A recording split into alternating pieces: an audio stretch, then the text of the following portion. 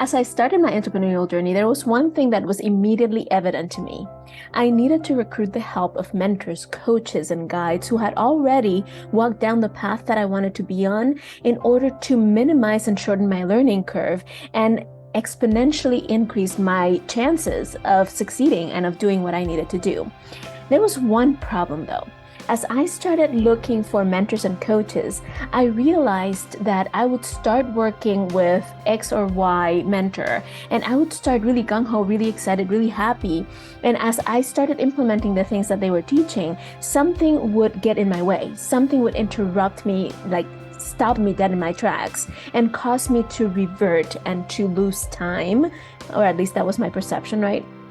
And to almost have to start over in the midst of whatever it was that I was doing.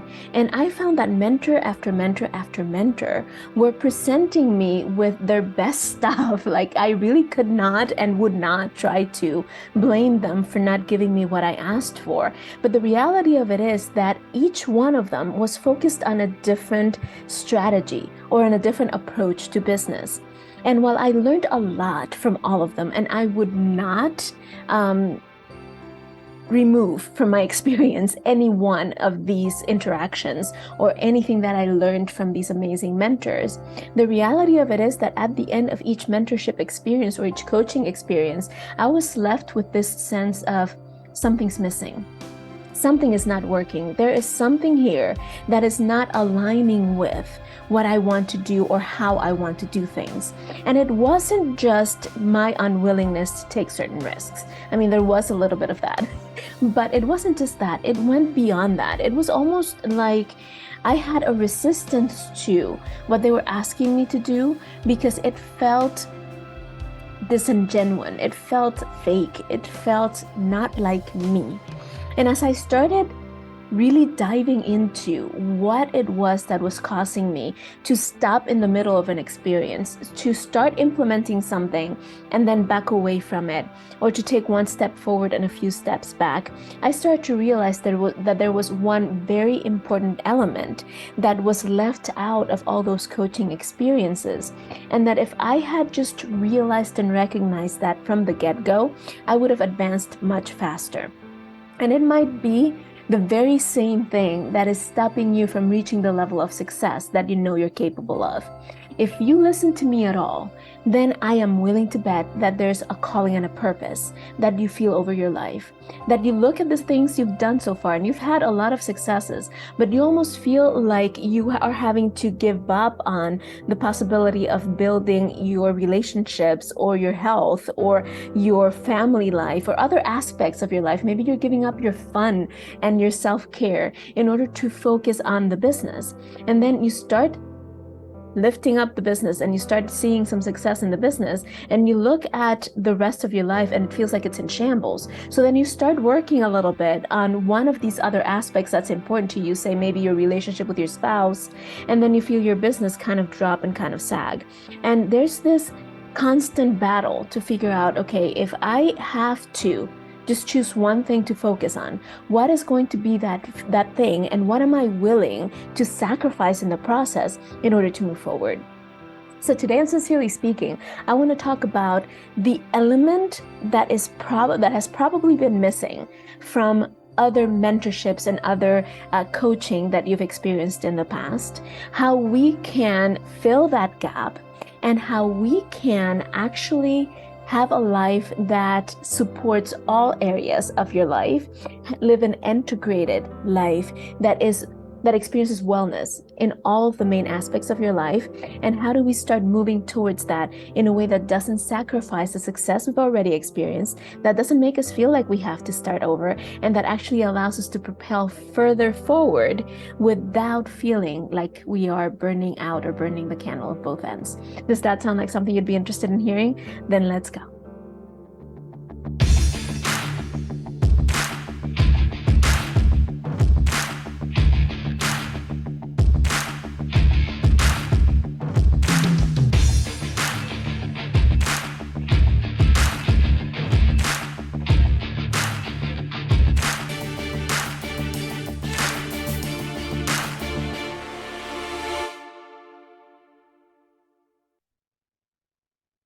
So let me start by saying this. There is no such thing as a perfect person or a perfect coaching experience. There will always be things in any coaching experience where you feel like, yeah, this I can buy into, this I'm not so sure about. Give me a little bit more information on that. Maybe let me test this a little bit. But here's what I have found. Most of the time in my experience and in the experiences of the people that I work with, that you feel like you are making a little bit of progress, but then you stop dead on your tracks, or you feel like you have to scratch that and start over, or anything just feels like it gets in the way so that any progress you've made, you're almost willing to let it go because it doesn't really resonate with you. It isn't a strategy issue, right? All the strategies out there work. That's why they continue to sell, because all the strategies out there work. You can build your business with webinars. You can build your business offline. You can build your business with presentations. You can build your business. I mean, all the strategies out there, YouTube, social media, all of them, they work. The thing is that what will work for you has to be what fully and completely aligns with your values and your belief system. Right? So what I found in myself and in the other people that I work with is that I would take one step forward, but then find that this person was pushing me towards something that felt off in my value system. Or I would start doing this other thing, and then they would say, oh, but you have to go and do this. And it would make me almost sick to my stomach to even think about doing that. I don't know if you've ever had that experience, right? But I would get to a point where whatever it was they were asking me to do did not feel like it resonated with me. It almost felt unethical sometimes. Not that they were unethical. I'm just saying for me, what they were asking me to do felt unethical and misaligned with my values. And it felt almost like I would have to give up who I am and the things I believe in order to be able to move forward with what they were asking me to do. I will give you an example. I had this one coaching experience in which I bought into the program because I was promised that I would be able to build my business without being on video, right? And it's not that I have an issue being on video, but I just found there were some things about being on video that were not necessarily ideal for me and for the way I wanted to do business, for the kind of lifestyle that I wanted. It was time consuming. I had all these hangups around it. It was my issue, right? But I bought into the program because the promise was made that I would be able to build my business to 6 figures without using video. Then the very first thing that the person taught me within that program was to go on 4-hour Zoom workshops, offer those workshops on Zoom, and use those workshops to sell. Now, do you see the contradiction? I immediately felt lied to. Because if you tell me I don't have to be on video, to me, that includes Zoom, right? So I felt lied to. And so immediately my value of honesty kicked in, and I started disconnecting from the teaching. Now, as I look back on it, there were a lot of very valuable things that were included in that program. And there might have been a space for me to use what served me and move forward.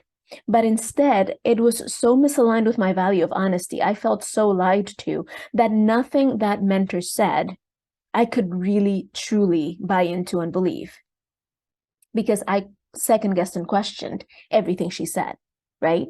So it was that value of honesty that was keeping me from reaching that next level with this mentor, because I felt like she had lied to me. Does that make sense?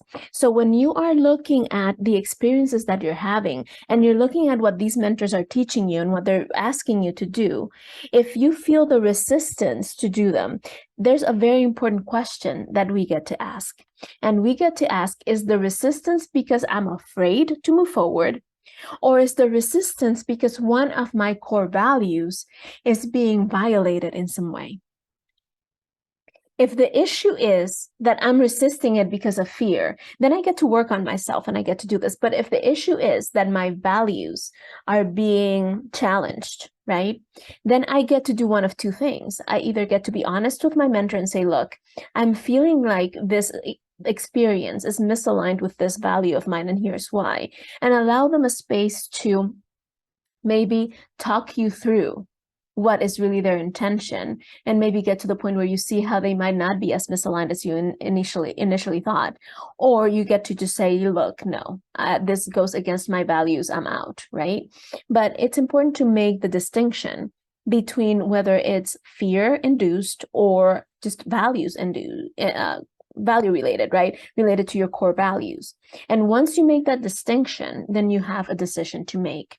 Now, here's one thing that I will say in this entire process that is going to be the distinguishing factor between the level of success that you achieve and the immediate things that you do. And this goes into this whole idea of being able to live a life that holds all your important pieces in place. And I am not going to use the word balance, and I'll explain why in a minute. But there's this element that people dance around, and people think that it is a religious term, but I am going to use it for what it really is. And that is the term faith. You have to have faith in yourself, in your abilities, in the process that you're using, in your mentors, and in the strategies that you're implementing. If you don't have faith in those things, then you are not going to be able to leverage any teaching, any instruction, any mentoring, any coaching. And that has been what has really resonated with me and with the people that I work with, is this understanding that faith is key to success. Now, let me explain why faith is beyond religion, right? And faith is an element of all religions, right? But every person has faith in something. If you are sitting down right now, you sat on that chair with true faith that it would hold your weight. And that is whether you weigh 70 pounds or 370 pounds. That has nothing to do with how much you weigh. But you had faith when you saw that chair before you sat that it would hold you, that you would not drop to the floor and collapse because the chair would break under your weight, right? That's faith. You have faith every morning that when you get up, your foot is going to hit the floor instead of floating up into space. You have faith that the sun will come up the next day, or at least a new day will dawn in some way. It might be cloudy, it might be foggy, it might be gloomy, but the sun is out there somewhere. And if you look hard enough, you'll find it, right? So you have faith in a lot of things. And when we're talking about faith, is this belief that whatever it is we're working towards, whatever it is we're hoping for, whatever it is we are believing in, has the possibility of becoming true, right?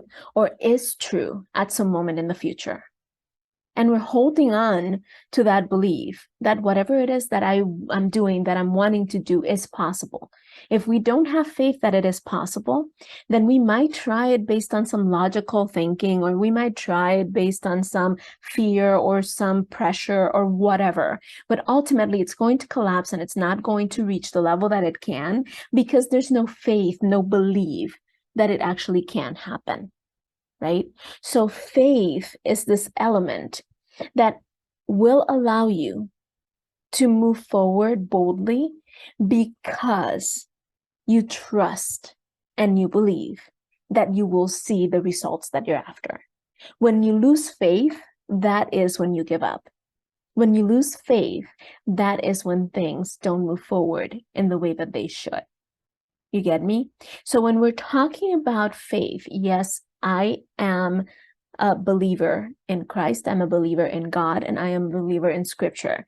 And I am boldly going to insert those things into my conversations with you, because I believe that those are the things that are going to continue to propel me forward and that are going to help you step into another level of achievement, right?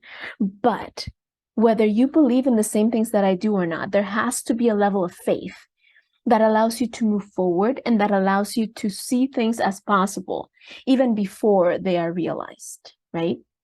So how do we step into the space of faith so that we can look at our entire life and see that every aspect of our life gets to be supported and gets to be taken care of. Now, let's talk about this idea of balance, right? Because a lot of you out there talk about work-life balance.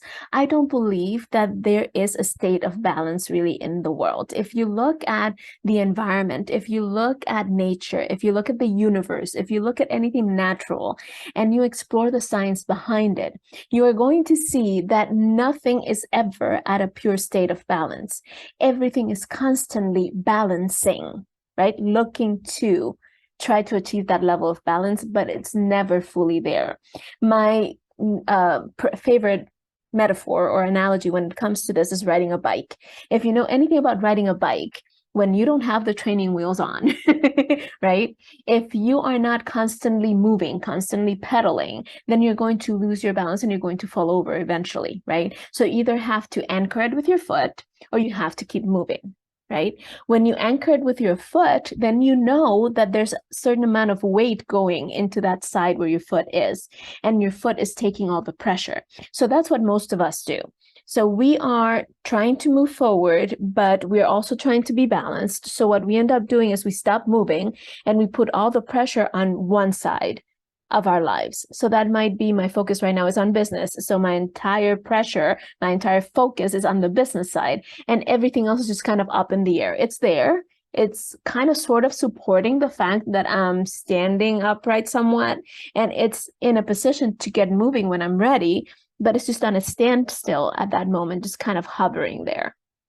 Well, while everything else is being put pressure on. But once I start pedaling, once I start moving, then everything is going to be pretty much at the same level, and everything is going to be moving in the same direction. Everything is going to be moving forward. So our ideal state is not a state of full balance, right? Which becomes that stagnant space, or it becomes that space where we feel like we've hit a plateau, or it becomes that space where we feel like we're putting too much pressure on just one thing. What we're aiming for is a constant state of balancing. So we're always looking to see what area or where we get to correct a little bit, put a little bit more pressure on, maybe speed up, maybe slow down, make the corrections necessary so that everything continues to move forward without us falling over to one side or the other. So that is what our lives get to be, right? We are in a constant state of balancing. It's a progressive thing that never ends. When we stop trying to work on balancing our lives, that's when we start either toppling to one side or the other, or we just fall over completely. And that's what I call burnout, right? But if we are understanding that our job is to be constantly looking to be in a state of balancing, right, progressive, then we understand that we are always going to be shifting our attention from one aspect of life to the other. And we are going to be working on different aspects of our lives at different stages for different periods of time. So what we get to do is this. Imagine that you have a compass, right? And the compass has four sides. One side is your physical body. One side is your mind, one side is your spiritual life, and one side is your community, right? So it's your physical body, your mental state, your spirituality, and your community, your connection with other people, right? Those are the four main areas in which everything else can be stored. Like if you're looking at your career, that is mental and community. It's somewhere in there, right? Because you need to use your mind and your creativity, and you're going to use the support of other people in order to build your business. So your business, your career is somewhere in there. If you're looking at your health, maybe that is body and spirit, right? Because you're looking at what kind of mental state you're in. You're looking at reducing stress. You're looking at doing all these other mental exercises that will support your ability to eat healthier, to exercise more, to do the things that you need to do in order for your body to be in top condition. Make sense? So imagine that you're in this compass, always looking to head in the right direction for you to achieve the level of success that you're looking at. Well, in the middle of any compass, there's a needle, right? And that needle will turn depending on where north is. Yes, the needle always points north, but depending on which direction you're actually heading, you're going to see the needle kind of hover and move around. I have a compass here, but I don't know if you'll be able to really see it, right? So the needle right now is telling me that north is over here, even though it looks like north might be up here, right? But it's telling me where true north is so that I can decipher what direction I'm moving in. Make sense? So when you're looking at your needle in your compass of life, that is your values and your priorities are on that needle. And they're the ones that balance the true north. So when you're clear on what your values are, and when you're clear on what your priorities are at the moment, then you understand where you get to focus and where you get to shift within that compass so that you take care of whatever might be loose at that moment, whatever might not be fully in a space to be moving forward. And you work on that at the moment. Right? And you can schedule different things along your week to make sure that all areas of your life are taken care of. But the main point, the main thing to remember is that you're never going to be fully balanced. You're just trying to work on balancing everything progressively, right? Like every minute of every day, you're in a balancing act, basically. And what is going to help you figure out which area you get to focus on for the moment is understanding where your true north is and where you're actually headed so that you can make the corrections and face that true north again, right? And I know that sounds complicated, but this is something that I help my clients work through, is understanding where you're at in your compass, what direction you're moving on, where is your true north, and how do you make the corrections necessary along the way.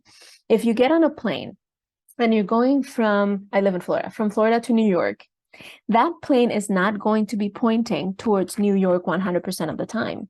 It's going to make little shifts and different turns, and it's going to be heading east one for a little bit, and then it's going to be headed northwest for a little bit, and then it's going to keep moving in all sorts of different directions. It's not going to go straight north.